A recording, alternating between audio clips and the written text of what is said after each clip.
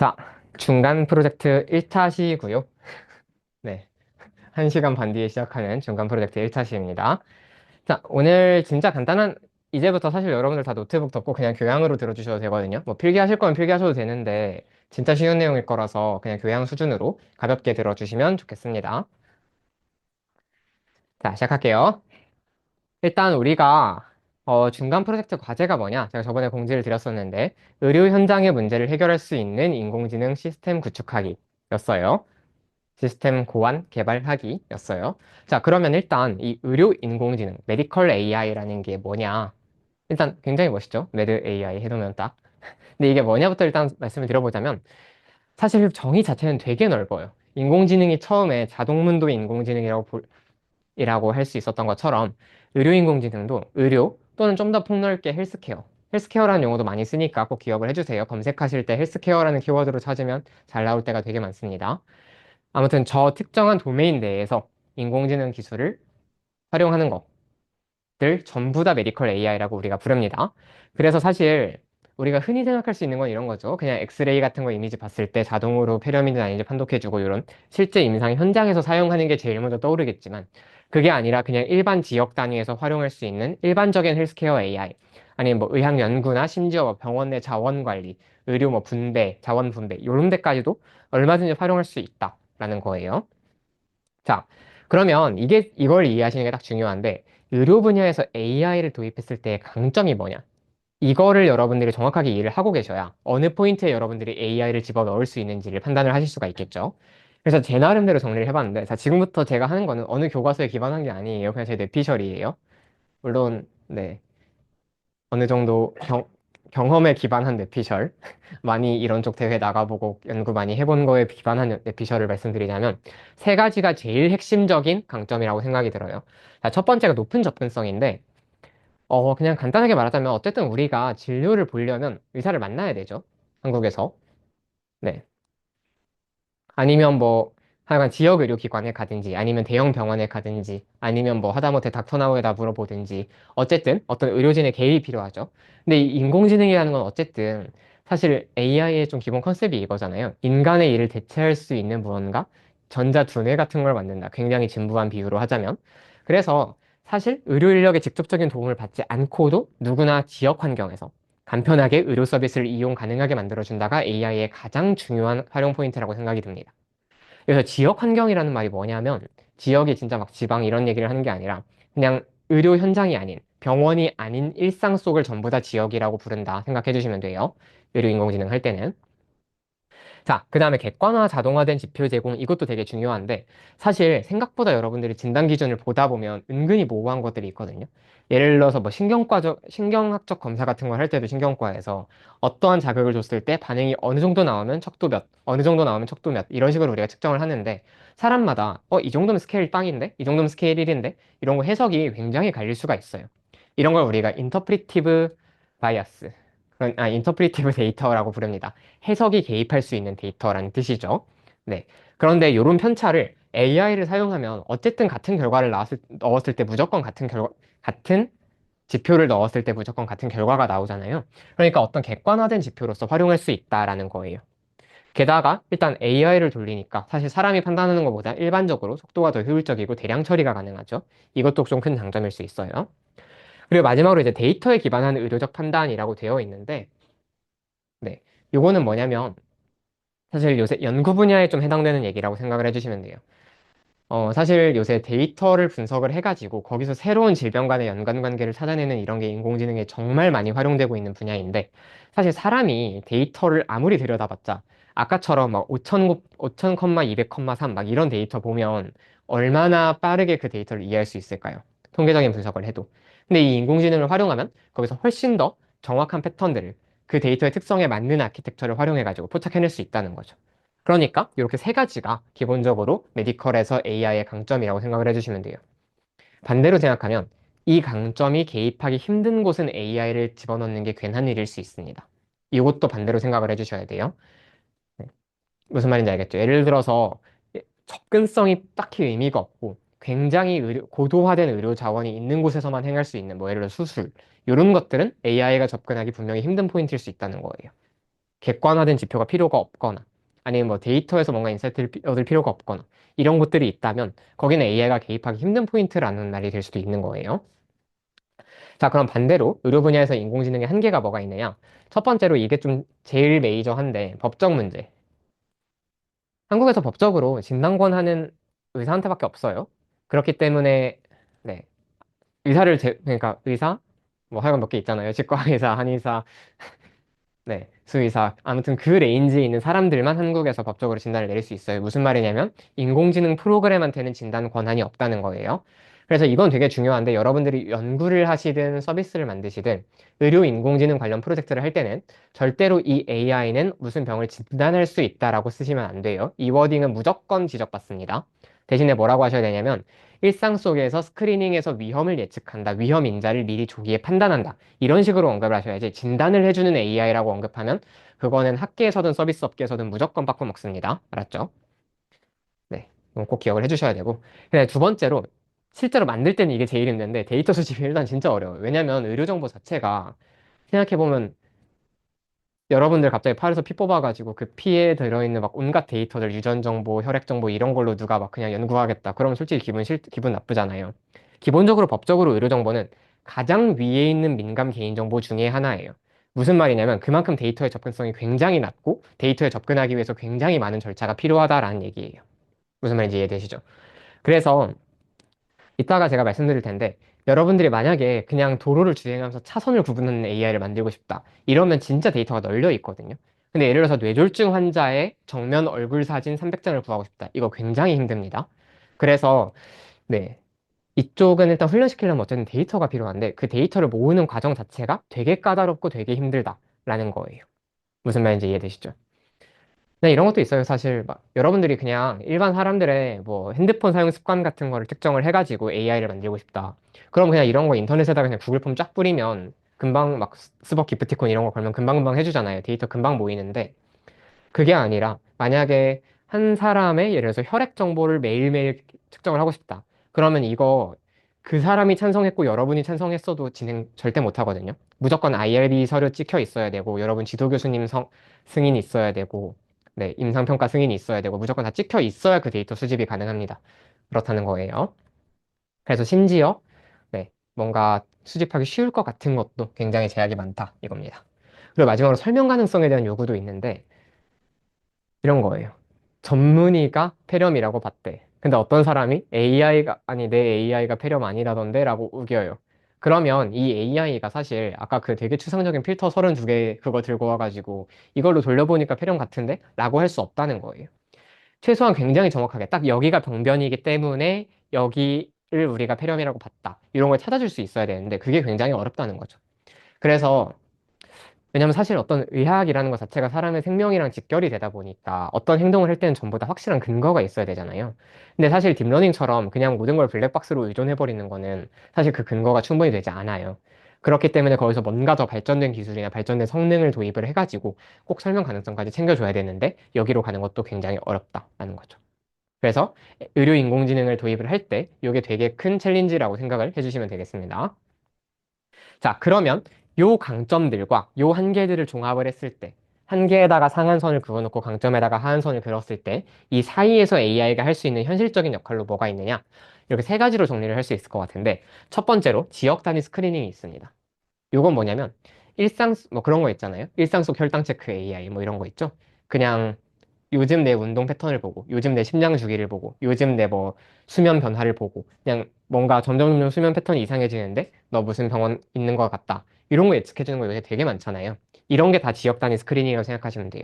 근데 이게 진단으로 가면 안 된다라고 말씀을 드렸었죠. 진단은 의료기관으로 넘겨주는 거고, 얘는 1차적으로 위험을 탐지하는 역할에 그쳐야 합니다. 이건 항상 기억을 해주셔야 돼요. 네, 두 번째로 뭘 할 수 있냐면 의료진이 될 수는 없지만 AI가 의료진을 보조하는 역할을 할 수 있죠. 실제로 그 뭐 영상의학과 교수님 강의 들어보면 되게 많은 의료진들이 붙어가지고 한 영상을 같이 보면서 토론하면서 회의한다라고 말씀을 하시는데 그 보조자들의 역할을 AI가 해줄 수는 있다라는 거죠. 그래서 이제 처음에 예를 들어서 엑스레이가 딱 있을 때 AI가 그냥 쭉 보고 여기 폐렴 병변이 있는 것 같은데 하면 이제 의사가 보고 아 폐렴 맞네 하면서 진단을 내릴 수 있다는 거예요. 그러면 사실 조금 더 신뢰성도 붙일 수 있고, 의료진의 판단에. 그 다음에 놓치기 쉬웠던 포인트를 추가적으로 같이 봐주는 그런 역할도 할 수 있겠죠. 그렇게 의료진의 역할을 보조하는 역할도 할 수 있다는 거예요. 마지막으로 이제 연구라는 게 있는데, 아까 인간이 볼 수 없는 정말 큰 데이터에서 패턴 찾기, 요게 AI가 사실 제일 특화되어 있는 분야잖아요. 그렇기 때문에 어떤 임상적 질환, 어떤 질병, 아니면 심지어 기초의학 분야에서도 의학에 관련된 어떤 지식적인 인사이트를 얻고 싶을 때 그 데이터 분석의 도구로서 AI를 활용할 수 있다라는 거예요. 사실 지금 인공지능 학계에서 정말 많이 쏟아지고 있는 게 저거예요. 데이터 이따만큼 갖다 놓고 타겟 질환 하나 딱 정해놓고 뭔가 알고리즘 막 멋있게 써가지고 예측한 다음에 얘 사후 분석해가지고 얘가 이 질환을 예측하는데 제일 중요한 것 같다. 이 둘 사이에 무슨 인과관계가 있는지 찾아보자. 인과관계를 예측하는, 실제로 설명하는 건 되게 어렵죠. 실험 설계 다 해야 되고 그렇지만 최소한 AI를 통해서 얘가 얘의 위험 요인 될 수 있다라는 가능성은 보여줄 수 있다는 거예요. 그러니까 어떻게 보면 되게 간접적인 역할밖에 못하는 것 같으면서도 굉장히 일차적이고 지역적인 단위에서 굉장히 폭넓은 단위에서 엄청 많은 일을 할 수 있는 거죠, AI가. 어느 정도가 딱 근데 그 역할의 범위인지는 이해를 잘 해주시는 걸 추천을 드릴게요. 네. 자꾸 선을 넘어가시면 안 돼요. 얘가 다 진단을 해준다. 뭐 이렇게 주장하시면 안 됩니다. 그래서 이게 뭐냐면 한국보건산업진흥원에서 2018년도에 발간한 의료인공지능 보고서인데요. 여기 읽어보시면 의료인공지능이란 무엇인가, 지금 어떤 데서 활약하고 있고 어떤 한계들을 보이고 있는가를 되게 잘 써놨거든요. 그러니까 요거 한번 나중에 읽어보시면 좋겠습니다. 넘어갈게요. 자, 그래서 제가 아까 전에 의료인공지능의 여러 가지 역할들을 설명을 드렸는데, 자, 실제로 시장에서 어떤 의료 인공지능들이 대표적으로 활약하고 있는지 몇 가지 예시를 들어서 좀 설명을 드릴게요. 일단 대표적으로 영상 판독 보조 AI. 이게 제일 많이 쓰이는 분야죠. 개종 영상의학과가 위험하다라고 말하는 이유도 이거 때문이고.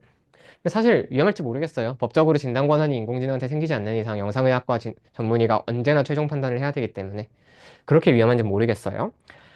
아무튼 엑스레이, CT, MRI, 기타 뭐 많죠. fMRI, DTI 이런 건 주로 연구 목적으로 쓰긴 하지만 아무튼 이런 영상 장비를 촬영을 했을 때 걔 판독을 보조할 수 있다는 거죠.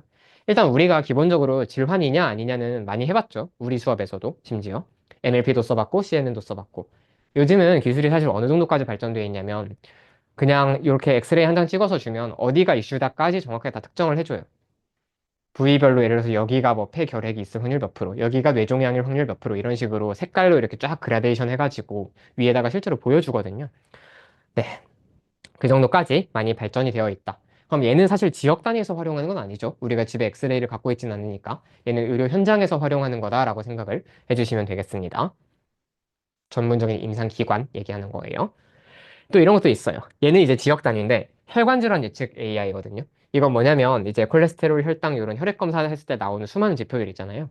그걸 때려 넣었을 때 이 사람의 뇌동맥류, 세레브럴 아뉴리즘 생길 위험을 평가해주는 AI예요.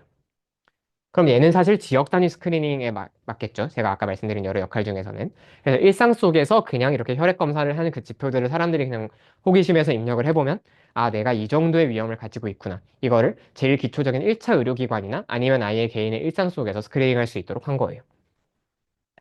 요즘 많이 각광받고 있는 건데 저거 시그널 기반 위험 예측 AI라고 되어 있는데 이게 뭐냐면 응급실 가면 계속 띵띵 하면서 모니터 올리고 환자 바이탈 사인 이렇게 여러 줄로 막 찍히잖아요. 이제 그 데이터를 분석을 해가지고 이 사람이 이런 패턴으로 가다 보면 24시간 내에 심정지에 빠질 수도 있겠다. 아니면 이 사람은 안전하겠다. 이런 거 리스크를 경고해주는 AI예요. 이런 것도 있습니다. 그럼 얘도 마찬가지로 아까 첫 번째처럼 얘는 실제 그 전문적 의료기관에서 사용하는 AI에 조금 더 가깝겠죠. 아무튼 결론은 이거예요. 진짜 안전한 일상부터 시작해서 그냥 조금 더 리스키한 의료 현장, 그 다음에 완전 위험한 응급실까지도 AI가 다 광범위하게 개입할 수 있다라는 설명을 드리고 싶은 거고요. 얘네들은 제가 상상한 게 아니라 지금 대한민국에서 가장 잘 나가고 있는 AI 모델 3개 그냥 갖고 온 거예요. 자, 아무튼 의료 분야에서 인공지능이 어떤 역할을 할 수 있고 어떻게 활약하고 있는지를 설명을 드렸는데 이제부터 중간 프로젝트 때 여러분들이 이걸 만드셔야 되죠.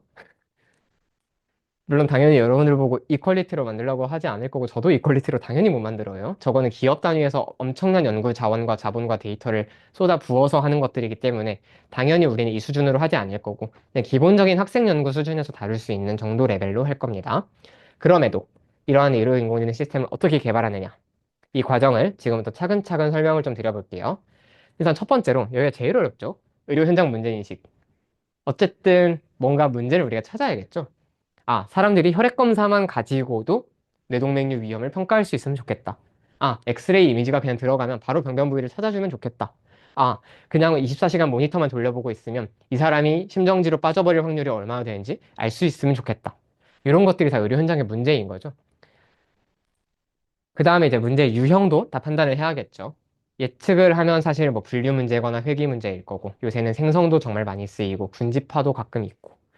이거 뭔지 기억나시죠? 그 제가 말씀드렸었던 인공지능이 해결할 수 있는 문제 유형 거기 나오는 겁니다. 그 다음에 이제 필요한 데이터를 정리를 해야겠죠. 수집한다가 아니에요. 어떤 데이터가 필요한지 요구서를 쓴다는 거예요. 쉽게 말하자면. 예를 들어서 제일 오른쪽에 있는 걸 하려면 뭘 해야겠나?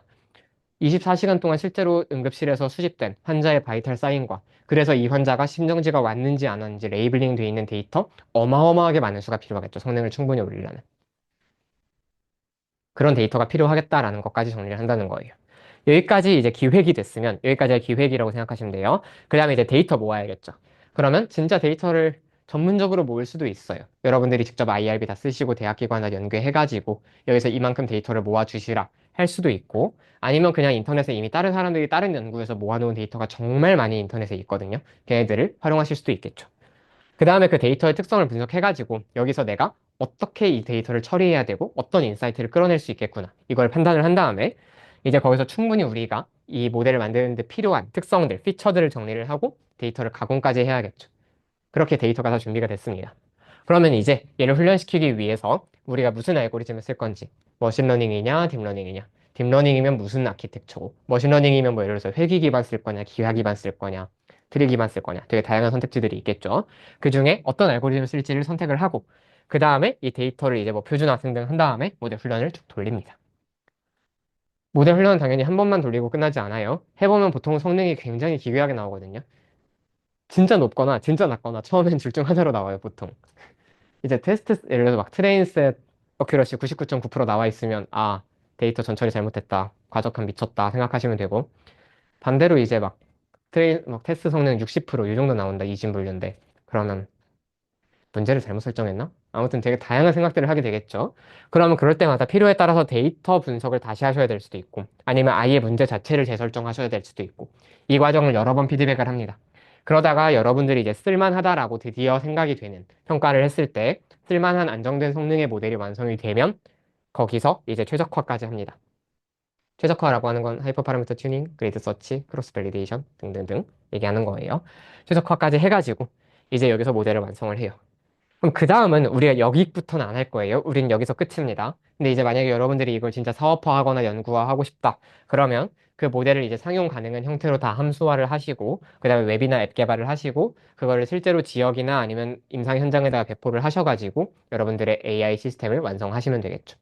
이게 하나의 의료 인공지능 시스템이 완성되는 과정입니다. 엄청나게 복잡하죠? 지금부터 한 단계 한 단계 뜯어볼게요. 우리가 할 거는 여기까지 3단계까지 맛보기입니다. 당연히 말씀드렸던 것처럼 네, 저도 학생이고 여러분도 학생이고 그렇게 대단한 수준을 요구하지 않아요, 우리는. 네. 자, 일단 여기가 제일 어려운데 아까 물어보던데 친구가 도대체 이 문제를 어떻게 찾느냐. 사실 방법은 없어요. 정해진 방법은 당연히 없는데 그래도 제가 많이 해보면서 경험상 쌓인 몇 가지 팁들, 노하우들만 좀 드려볼게요. 일단 뭐 개요부터 설명을 드리자면 2단계에서 해야 되는 일은 요거예요. 의료 현장에서 인공지능을 통해서 무슨 문제를 해결할 수 있는가 요거를 고민하는 게 제일 첫 번째 단추겠죠. 근데 그 첫 번째 단추를 채울 때 이제 의료 현장이라는 것부터 제대로 정리를 하셔야 되는데 의료 현장이란 말이 자꾸 쫄아가지고 계속 대학병원부터 떠오르거든요. 의료 현장을 떠올리면. 근데 그게 아니라 그 정도 시설이나 인력이나 전문성을 갖추기에 살짝 낮은 종합병원 레벨이나 아니면 그보다 더 단순한 1차적인 의료기구들만 가지고 있는 1차 의료기관, 지역 의원들까지 다 의료 현장이고 더 넓혀서 그냥 모두의 일상 속에서 헬스케어에 접근하는 모든 순간이 다 의료 현장이고 더 넓혀서 거기에 필요한 지식을 얻기 위한 학술 분야까지 전부 의료 현장입니다. 이렇게 생각을 하셔야 돼요. 자꾸 대학병원 응급실 머릿속에 떠올리면서 여기서 뭐가 필요할까라고 생각하면 진짜 답이 안 나오거든요. 그냥 우리 일상 속에서 내 건강을 위해서, 내 헬스케어를 위해서부터 생각하시는 걸 추천을 드려요. 그래서 아까 AI의 세 가지 주된 역할을 말씀을 드렸는데 이 지역에 대응되는 게 스크리닝일 거고 의료기관에 대응되는 게 현장 보조일 거고 의료진 보조일 거고 학계에 대응되는 게 인사이트, 데이터로부터 통찰 얻기겠죠.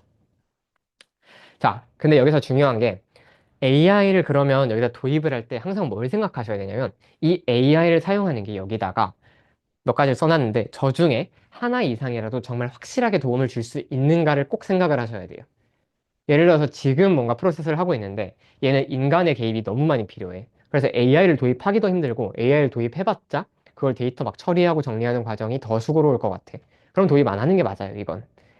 어떨 때 진짜 AI를 쓰는 거냐면 이것처럼 그냥 24시간 동안 모니터만 자동으로 돌리고 있어도 알아서 이 사람 24시간 안에 심정지 뜰 것 같다 하고 배를 울려줄 때 이런 건 굉장히 AI가 확실하게 딱 들어갈 수 있는 포인트죠. 얘도 보면 그냥 엑스레이 화면에 띄워주면 자동으로 병변 부위 찾아준다. 의료진들한테 굉장히 강력하게 먹히겠죠. 이런 것들이 실제로 AI가 들어갈 수 있는 포인트라고 생각을 하시면 돼요.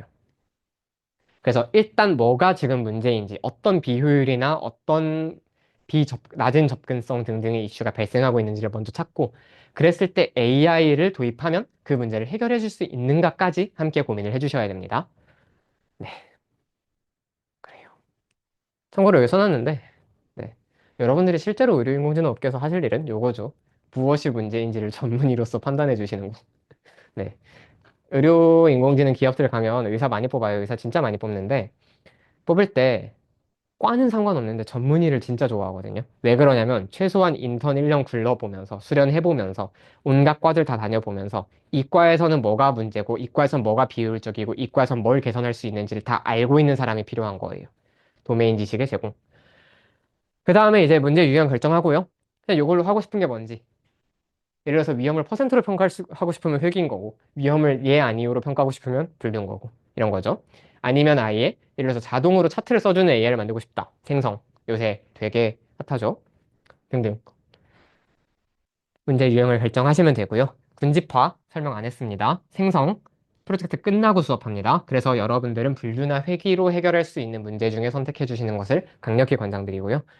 그다음에 이제 마지막으로 필요한 데이터에 대한 요구사항을 결정을 하셔야 되는데 여기 몇 가지가 있어요. 이거 뒤에서 설명드릴 거니까 여기선 잠깐 넘어갈게요. 바로 뒤에서 설명드릴 거예요.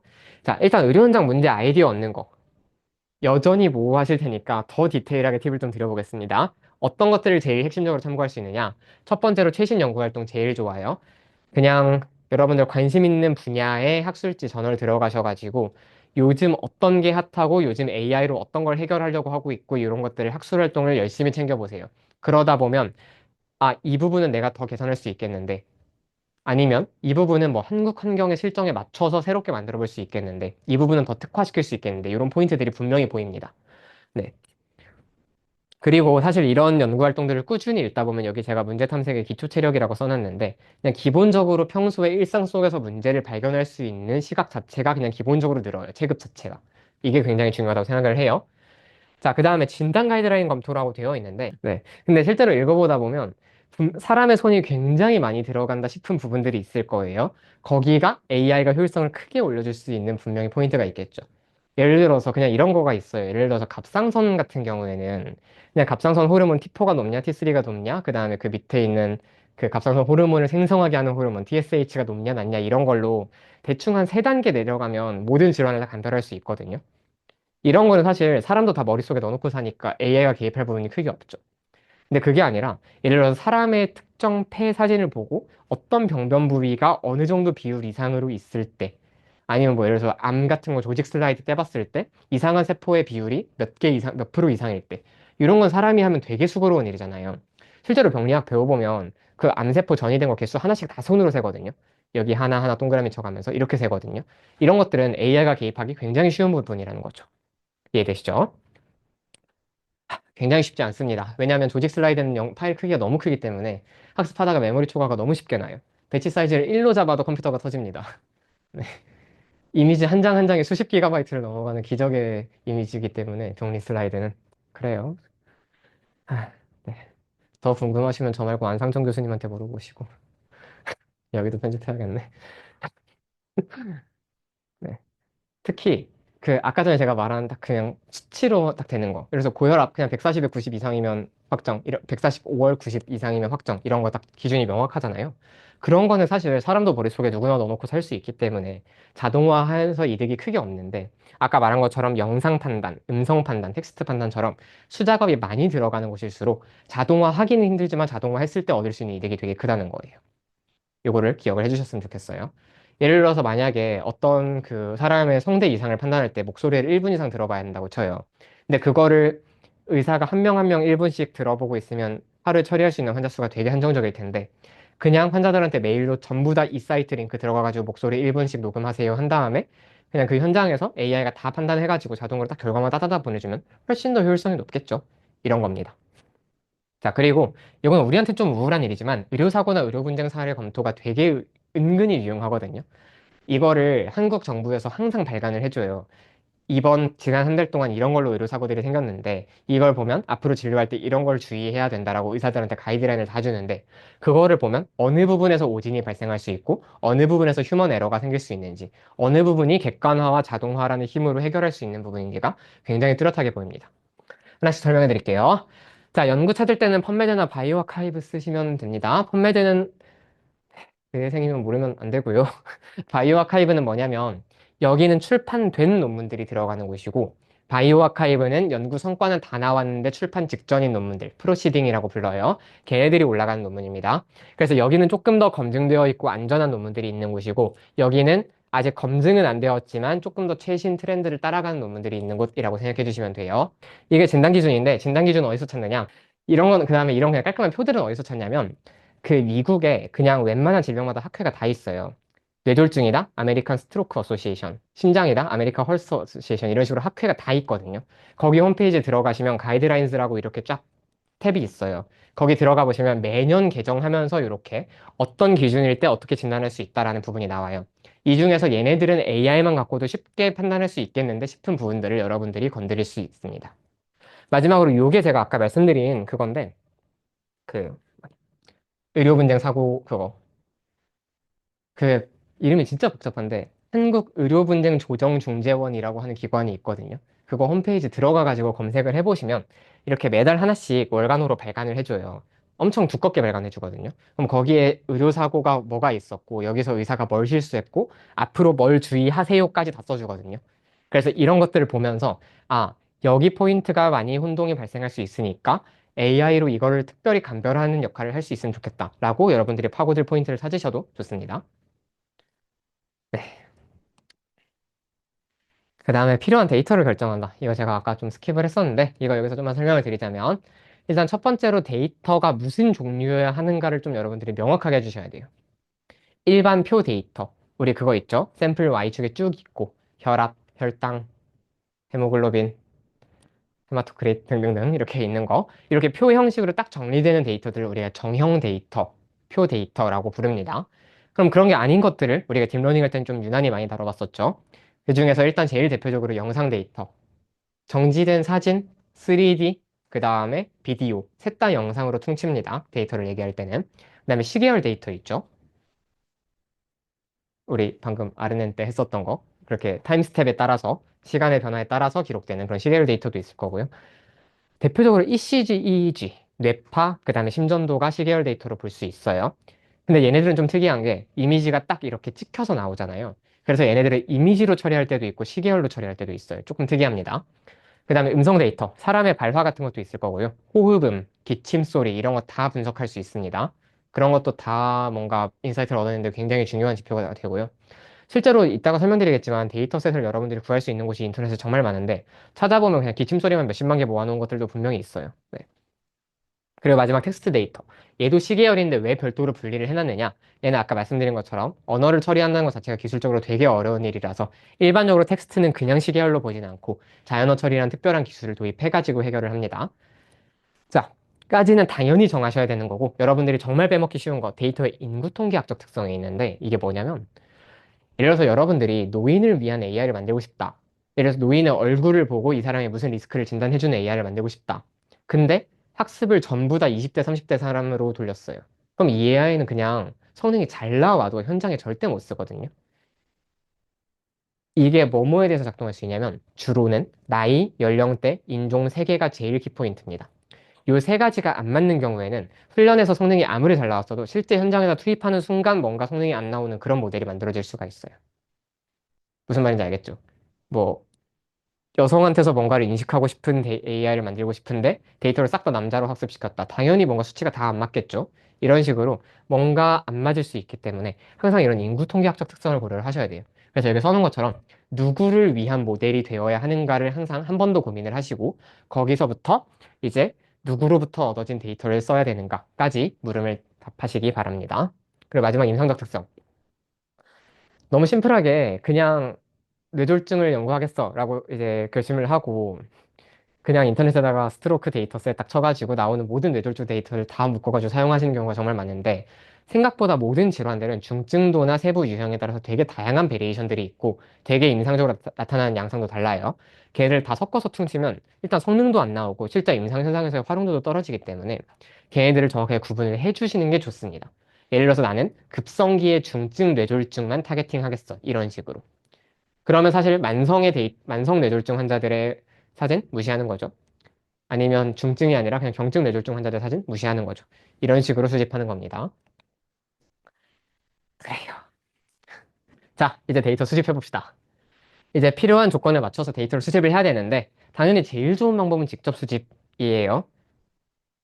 진짜 안암병원에서 발로 뛰시면서 안산이든 구로든 뭐 세브란스를 가시든 발로 직접 뛰시면서 환자들 사진 다 찍고 동의서 쓰고 이렇게 수집하는 건데 일단 당연히 대량 수집이 굉장히 어려워요.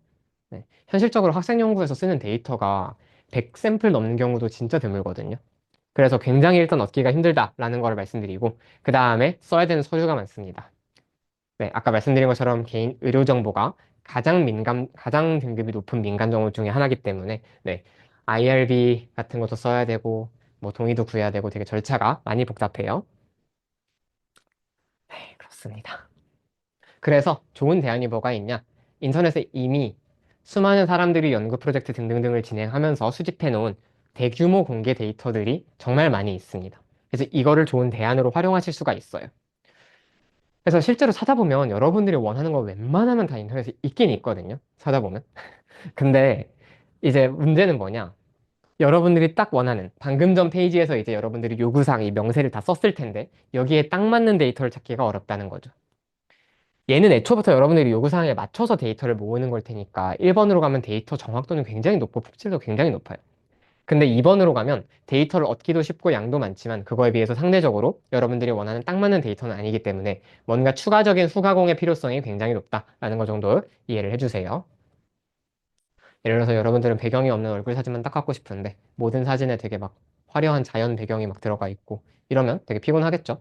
그런 얘기 하는 거예요. 그 다음에 요거는 이제 일반적인 AI 수업이면 여기까지만 언급하면 되는데 뭐가 하나 추가가 되냐면 의료 분야잖아요. 공개 데이터인데 IRB 내놓으라고 하는 경우가 생각보다 진짜 많아요. 네. 이따가 제가 AI 허브라고 하는 한국에서 제일 유명한 AI 데이터셋 사이트를 알려드릴 텐데 가보면 의료나 헬스케어 쪽 카테고리에 있는 데이터셋은 공공 데이터셋 붙어놓고 IRB 필요 붙어 있는 게 80%가 있습니다. IRB 없이 그냥 다운받을 수 있는 게 20%밖에 안 돼요. 그렇습니다. 하다못해 지도교수 확인서 정도 받는 경우도 많고요. 그 정도도 아니라면 그 뭐냐. 최소한 여러분들 사용 목적, 사용 신청서 정도라도 받는 경우가 많아요. 그러니까 진짜 프리하게 다운로드 할 수 있도록 풀려있는 데이터는 의외로 적다. 공개 데이터라도. 의료는 그렇다. 라는 말씀 드려요. 자, 데이터를 수집하셨으면 일단 이 데이터를 열어보셔야 됩니다. 자, 열심히 뜯어보세요. 뜯어보시면서 뭐뭐를 확인하셔야 되냐. 일단 어떤 피처들이 있는지부터 확인을 하시고 그 다음에 데이터들이 어떤 분포를 가지고 있는지, 비정상적인 결측이나 이상은 없는지, 그 다음에 각 피처들 사이의 관계는 어떤지, 얘네들이 실제로 우리가 원하는 값을, 질병의 유무, 뭐, 위험도, 이런 걸 예측하는 데는 얼마나 상관이 있는지, 이런 것들을 분석하면서 인사이트를 얻고, 이 데이터를 어떻게 처리할지에 대한 계획을 세우셔야 됩니다. 그렇게 다 계획을 이제 세우셨으면, 일단 여기 써놓은 것처럼 데이터 전 처리를 먼저 하는 게 맞아요. 그래서 일단 결측지 같은 거 없애고 이상치 같은 거 다 없애시고요. 그 다음에 데이터 필요하면 뭐 스케일링, 인코딩 이런 거 다 하셔야 되고 아무튼 컴퓨터가 인식하고 쓸 수 있는, 학습할 수 있는 형태의 데이터로 재구조화를 하셔야 돼요. 이게 안 익숙하실 텐데 제가 지금까지 9차시의 수업에서 여러분께 드린 모든 데이터는 제가 이 과정을 다 해드린 거예요. 실제로 받아보면 정말 기가 막히는 데이터들이 많이 있는데, 정말 엉망인 데이터들이 많이 있는데, 그거를 전부 다 컴퓨터가 바로 활용할 수 있는 형태로 제가 가공을 해서 드렸기 때문에 여러분들이 쉽게 활용을 하셨던 거고요. 실제로 인터넷에서 오픈 데이터셋을 받아보면 정말 개판인 것들이 많습니다. 그래서 이 과정을 정말 신중하게 해주셔야 돼요. 그 다음에 이제 피처 선택이라는 게 이제 오늘 수업에서 처음으로 다뤄지는데, 지금까지는 제가 많이 돌려보고 그중에서 유의미한 피처들만 골라서 여러분들한테 드렸잖아요. 근데 그게 아니라 실제로 오픈 데이터를 받아보면 그냥 일단 아무거나 막 수집했어요. 그래서 막 피처가 300개, 400개 돼요. 그중에서 여러분들 AI에서 활용할 수 있는 딱 10개, 딱 20개 얘네들만 정확하게 뽑아내는 과정도 필요합니다. 이런 것들 데이터 처리에 관한 이야기를 하고 있습니다. 자, 어디서 공개 데이터를 얻을까? 이 6개는 뭐냐면요. 의료인공지능 경진대회 전국대회에서 공식적으로 제공하는 데이터셋 출처예요. 얘네들이 가장 공신력 있고 믿을만한 데이터를 제공한다 라고 생각을 해주시면 되고요. 하나만 플러스 하자면 약학정보원. 거기 가시면 약물정보 데이터베이스로 다 제공하고 있으니까 약학정보원도 추가를 할게요. 자, 그 다음에 또 뭐가 있느냐? 요 캐글이라고 하는 사이트가 있는데 여기 가시면 그냥 아무나 올릴 수 있어요, 여기는. 그래서 데이터의 품질이나 신뢰성은 보장이 안 되는데 대신에 정말 다양하고 많은 데이터들이 있습니다. 그래서 일단 이런 것도 하나 있다라는 건 말씀을 드리고 네. 그 다음에 텐서플로우 5가지. 텐서플로우는 사실 우리 딥러닝 할 때 썼던 라이브러리인데 정말 유명하고 대표적인 데이터셋의 경우에는 그냥 아예 여기다 공식으로 올려놓은 것들도 있습니다. 이런 경우에는 다운받기도 쉽고 처리하기도 쉽겠죠. 그 다음에 마지막으로 페이퍼 스윗 코드. 여기도 가보면 헬스케어 관련은 한 200개밖에 없었던 것 같긴 한데, 그래도 여기는 약간 머신러닝이나 딥러닝 학습에 특화된 데이터들을 이미 잘 정리된 형태로 제공을 해준다. 라고 말씀을 드리고요. 사실 모르겠으면 그냥 구글에 치세요. 그냥 아무 키워드 앞에 붙이시고 뒤에다가 뭐 머신러닝 데이터셋, 딥러닝 데이터셋 이렇게 치면 웬만하면 다 뜨긴 뜨거든요. 예를 들어서 뭐 우울증 fMRI로 진단하고 싶다. 그러면 그냥 디프레시브 디스오더 fMRI 데이터셋 이렇게 치시면 웬만하면 다 뜨긴 뜨니까 한번 그냥 그렇게 찾아보시는 걸 추천을 드리겠습니다. 만약에 여러분들이 인터넷의 바닥까지 다 긁어모았는데도 데이터가 안 나온다. 그러면 데이터가 없잖아요. 직접 수집할 자신 없으시면 그 연구 주제는 포기하는 게 맞습니다. 왜냐하면 인공지능 연구는 데이터가 90%이기 때문이죠. 이제 모델 훈련과 평가. 사용할 알고리즘 선택하셔야 되는데, 어, 일단 머신과 딥 가르는 기준은 제가 좀 간결하게 설명을 드렸어요. 각 피처들의 독립성이 세다, 머신러닝으로. 각 피처들의 독립성이 약하다. 예를 들어서 그냥 0.05초 간격일 뿐, 아니면 한 픽셀 차이일 뿐, 이런 식으로 서로 흐릿하다 경계가, 그러면 딥러닝으로 간다. 설명을 드렸었어요. 그 다음에 데이터 준비하셔야겠죠? 데이터 이제 알고리즘에 알맞은 형태로 가공하고, 사실 이 부분도 제가 다 해서 드리는데 그게 안 맞는 경우가 생각보다 많아요. 실제 다운받아 보면. 그럴 때는 그냥 그 넘파이 판다스 잘 쓰셔가지고 데이터 형태 가공하셔야 되고 그 다음에 세트 나누시고 그리고 마지막으로 이제 훈련 쫙 열심히 돌리신 다음에 모델 평가 최적화까지 해가면서 여러분들이 원하는 가장 안정적인 성능 나오실 때까지 할 수 있는 데까지 최대한 끌어올리시는 겁니다. 여기까지 하시면 중간 프로젝트는 끝이고요. 이거부터 설명드릴게요. 만약에 여러분들이 이걸로 진짜 사업화를 하고 싶으시다. 그럼 뭐를 하셔야 되냐? 일단 아마 여러분들이 쓰신 코드는 그냥 IPYMB 파일에 들어있는 그냥 알 수 없는 마구 나열된, 마구 실험된 코드일 거예요. 그게 아니라 딱 함수 단위로 정확하게 이 모델을 갖다 쓸 수 있도록 일단 규격화를 하셔야 됩니다. 실제로 사람들이 우리가 쓰는 데이터는 그거잖아요. 예를 들어서 64 곱하기 64다. 그러면 4096개의 픽셀 값들이 그냥 쫙 들어오잖아요. 우리는 지금까지 데이터를 이렇게 처리했는데 사람들이 데이터를 실제로 그렇게 넣지 않잖아요. 그 4096개 픽셀 밝기 값을 사람들이 다 입력하고 있지 않을 거잖아요. 뭘 하셔야 되냐? 사람이 그냥 자기 셀카 찍어가지고 얼굴 사진 한 장 올렸을 때 자동으로 그 4096개 숫자로 바꿔주는 함수가 하나 있어야겠죠. 그 4096개 숫자가 들어갔을 때 여러분들이 만드신 머신러닝 또는 딥러닝 모델에 기반해서 실제 분류를 수행해주는 또는 실제 예측을 수행해주는 그 모델 동작 부분 내 함수가 하나 또 필요하겠죠. 그 다음에 그렇게 함수가 나왔으면 보통 결과가 이런 식일 거예요. 로스가 얼마다. 그 다음에 뭐 확률이 얼마다. 클래스마다 확률. 그렇게 보여줄 수는 없잖아요, 사람한테. 그래서 얘를 실제로 최종적으로 처리를 해가지고 사람한테 보여줄 수 있는 형태로 가공하는 또 하나의 함수. 이렇게 규격화가 필요하다라고 설명을 드려요. 만약에 모델이 좀 더 복잡하다. 그럼 얘네들 각각이 더 세부적인 함수로 나뉠 수도 있겠죠. 까지 안 할 거예요, 우리는. 네, 그 다음에 이제 모델을 다 만드셨으면 당연히 네, 이제 인터넷에다가 .py 파일을 올려놓으면 사람들이 쓸 수가 없죠. 이걸 사용하기 위해서는 웹이나 앱의 형태로 당연히 개발이 되어 있어야 합니다. 웹은 그냥 쉽게 말해서 사파리 크롬에다가 주소창 찍고 들어가는 그게 웹이고요. 앱은 앱스토어나 플레이스토어에서 다운받는 그게 앱입니다. 쉽게 말하자면. 자, 어떤 식으로 개발할 때 어떤 차이점이 있냐? 개발 난이도, 웹이 훨씬 쉬워요. 그리고 시중에서 여러분들이 만약에 나중에 창업을 하고 싶다. 아니면 여러분들의 뭔가 부업을 하고 싶다. 웹 개발자가 앱 개발자보다 10배 많습니다, 세상에. 네. 웹이 쉬워요, 개발이. 그리고 사실 클로드도 할 수 있고 여러분도 할 수 있어요. 제가 가르쳐도 드릴 거고. 그래서 웹은 상대적으로 쉽다. 그리고 또 장점이 뭐가 있냐? 플랫폼을 구애받지 않을 수 있다. 노트북에서 접근을 하든 휴대폰에서 접근을 하든 그냥 사실 사이트 똑같이 쳐서 들어가는 거니까 플랫폼마다 개발을 할 필요가 없죠. 윈도우든 뭐 iOS든 안드로이드든 다 상관이 없죠. 맥OS든. 게다가 심지어 또 한 가지 뭐가 있냐면 외부로 AI 모델을 배포한다는 건 무슨 말이냐면 사람들이 자기 뭐 셀카를 찍어서 목소리를 녹음해서 또는 혈액 수치를 넣어서 그걸 보내면 그 사람의 기기에서 처리를 하는 게 아니라 서버로 보내요. 서버 안에 여러분들의 모델이 있고 서버에서 그 계산을 해가지고 다시 그 사람의 기기로 보내주는 이게 웹의 작동 방식이거든요. 무슨 말이냐면 이 사람이 갖고 있는 핸드폰이 CNN, RNN, LSTM이 안 돌아갈 정도로 구린 거여도 인터넷만 터지면 돌아간다는 거예요. 왜냐? 어차피 연산은 서버에서 해줄 거니까. 앱은 정반대겠죠. 일단 앱은 그 모델 자체가 그 사람 핸드폰에 깔리는 거예요. 그러니까 당연히 용량이나 성능에 문제가 있고요. 그 다음에 플랫폼마다 다 따로 개발해줘야 됩니다. 왜냐면 안드로이드 개발 언어가 다르고요. iOS 개발 언어가 달라요.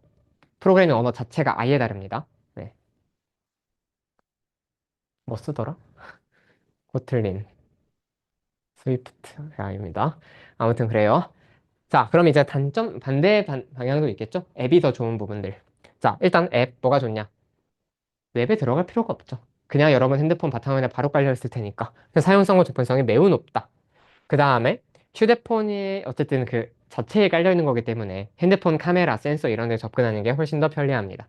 그리고 마지막으로 이 사람 핸드폰 안에서 자체적으로 모든 걸 다 처리하잖아요. 그러니까 개인정보를 어딘가로 보내는 게 아니죠. 그러니까 개인정보에 대한 우려도 훨씬 더 덜해요. 이건 은근히 중요해요. 왜냐하면 여러분들이 웹으로 모델을 만드신다. 그러면 그 정보를 이 사이 통신에서 어떻게 보안을 유지할 것인지에 대해서 되게 구체적으로 다 관리를 해주셔야 되거든요. 실제 서비스로 만들 거라면. 자, 반대로 웹의 단점은 뭐가 있느냐? 일단 얘 반대겠죠. 일단 인터넷 연결이 무조건 있어야 돼요. 그러니까 로컬 환경에서 못 돌리고 그 다음에 아까 말씀드린 것처럼 서버로 전송하는 과정에서 보안 이슈 생길 수 있고 그 다음에 OS 접근이 조금 더 어렵다. 이런 이슈들이 있다. 그래서 배포하실 때 웹 or 앱 잘 선택하시면 되고요. 그 다음에 이제 진짜 의료기관이나 지역 단위 등등에서 이 AI 시스템을 어떻게 활용할 수 있을 것인지에 대한 전체 구상을 그리면서 배포를 하시고 떼돈을 버시면 됩니다. 좋죠? 자, 모델 훈련 얘기 좀만 더 할게요. 알고리즘 선택을 위한 일반적 가이드라인이라고 해놨는데 우리 지금까지 많은 알고리즘 배웠어요. 대충 크게 잡아도 한 10개, 11개 배웠거든요. 걔네들 중에서 이제 뭘 써야 되는 것인가에 대한 얘기를 잠깐만 해볼게요. 일단 제일 먼저 여러분들이 무조건 고려하셔야 될 거는 제가 그린 거라 뭐 특별한 기준은 없고 그냥 제 뇌피셜로 그린 거예요. 일단 데이터 유형이 제일 중요합니다. 크게 구분하자면 아까 말씀드린 그 정형 데이터, 혈액 검사 같은 거 있잖아요. 그럼 표형 데이터, 그 다음에 이미지, 그 다음에 시계열, 그 다음에 텍스트 이렇게 네 가지가 제일 메이저한 데이터 유형이거든요. 그래서 얘네들을 각각 어떻게 처리를 할 수가 있느냐? 일단 테이블러잖아요. 그러면 제일 중요한 게 뭐냐? 특성의 개수예요. 만약에 특성이 진짜 많다. 그럼 이거 딥러닝으로 가셔야 돼요. 제가 이따 보여드릴 건데 뇌파 측정 데이터가 우리 노션에 하나 올라와 있을 텐데 오늘 못 쓸 것 같긴 한데 그게 어떻게 돼 있냐면 뇌파가 사람 뇌에다가 이렇게 쭈쭈쭈 씌워놓고 측정을 하면 한 천 몇 개 전극이 있거든요. 그 천 몇 개 전극마다 다 개별적으로 값들이 측정이 될 텐데 그게 다 피쳐죠. 그럼 얘네들은 뭔가 묻히는 건 아니잖아요. 픽셀처럼 하나하나의 의미가 없는 건 아니죠. 뇌파 그 각각 전극의 의미는 있는데 피처가 너무 많죠. 이런 경우에 MLP를 씁니다. 우리가 처음 배웠었던 거. MLP가 이런 순간에 제일 빛을 발하고요. 만약 피처 수가 충분히 적다. 그러면 그냥 머신러닝 쓰시면 되는데 데이터셋이 작다. 그러면 조금 더 가벼운 모델, 로지스틱 회귀나 랜덤 포레스트가 제일 1순위고요. 그 다음에 만약에 데이터 양이 충분히 많다. 그러면 조금 더 발달된 그라디언트 부스팅 기반의 XG 부스트나 라이프 GBM 쓰시는 게 맞습니다. 자, 다른 유형들 한번 볼게요. 이미지. 그냥 일단 우리 배운 수준에서는 그냥 따질 거 없이 CNN 쓰시면 돼요. CNN 안에서 어떤 아키텍처를 만들 것인가가 중요하지 CNN 자체를 쓰시는 게 맞고요. 그 다음에 순차 데이터를 쓰고 싶다. 만약에 타임스텝 수가 만약에 적다. 그러면 솔직히 랜덤 포레스트도 생각보다 성능이 잘 나와요. 아니면 RNN 돌리시던가 아까 본 것처럼. 만약에 충분히 길어진다. 그러면 LSTM이나 GR을 쓰셔야 되고 더 길어지면 트랜스포머 같은 더 발달된 알고리즘을 쓰셔야겠죠. 마지막 텍스트. 네, 중간 프로젝트 때는 안 하는 거를 추천드릴게요. 만약에 꼭 하셔야겠다. LSTM 쓰시는 게 맞고요. 네, RNN 정도로 안 돼요. 텍스트는 너무 복잡하기 때문에 LSTM 정도 쓰시는 게 맞고 더 복잡해진다. 그럼 트랜스포머 같은 거 더 복잡한 모델 쓰셔야겠죠. 맞습니다. 그래요. 조금 특수한 데이터 유형들 몇 가지만 설명드려 볼게요. 음성 데이터가 있는데 음성은 그냥 말이잖아요. 어, 시퀀셜로 처리할 수도 있어요. 이게 제일 기본인데 그게 아니라 음성을 파형을 여러분들이 스펙트로그램이라고 해서 이미지 형태로 뽑으실 수가 있거든요. 이런 스펙트로그램도 있고 아니면 MFCC라는 기법도 있고 이렇게 음성에서 다양한 기법들을 활용해서 벡터나 아니면 이미지를 추출을 한다. 그러면 얘는 마찬가지로 CNN으로 돌릴 수 있어요. 또 다른 데이터들 몇 개 보면 아까 말씀드린 것처럼 심전도나 뇌파 같은 경우에도 시간에 따라서 이렇게 그래프로 측정되는 친구들이잖아요. 근데 얘네들 같은 경우에도 어떻게 보면 시퀀셜이어야 될 것 같지만 실제로 현장에서는 우리가 그걸 이미지 단위로 보기 때문에 값들로 보지 않잖아요. 심전도를 항상 이렇게 이미지로 보지. 그래서 얘네도 CNN으로 처리하는 경우가 생각보다 많습니다. 정도까지. 그리고 만약에 i에 따른 하여간 정형은 아닌 비정형인데 거기서 어떤 특정들을 뽑아서 사용한다. 그러면 당연히 그건 테이블러가 되는 거예요. 무슨 얘기냐? 예를 들어서 아까 전에 우리 그 운동 기록 10초 동안 기록된 거 가지고 센서 기록으로 운동 분류하는 문제 했었잖아요. 근데 그거를 진짜 센서 값을 그대로 쓰는 게 아니라 예를 들어서 300개 타임 스텝 동안의 평균, 표준 편차 이런 통계적인 수치들을 뽑아서 피처로 쓴다고 쳐봐요. 이런 경우에는 테이블러가 되겠죠. 이런 식으로 데이터 유형을 잘 판단을 해주셔야 됩니다. 그리고 모델 훈련 앤드 평가 이 슬라이드 한 네 번째 복붙해서 갖고 온 것 같은데 요거 정리 참 잘 돼 있으니까 요거 기준으로 돌려주시면 됩니다.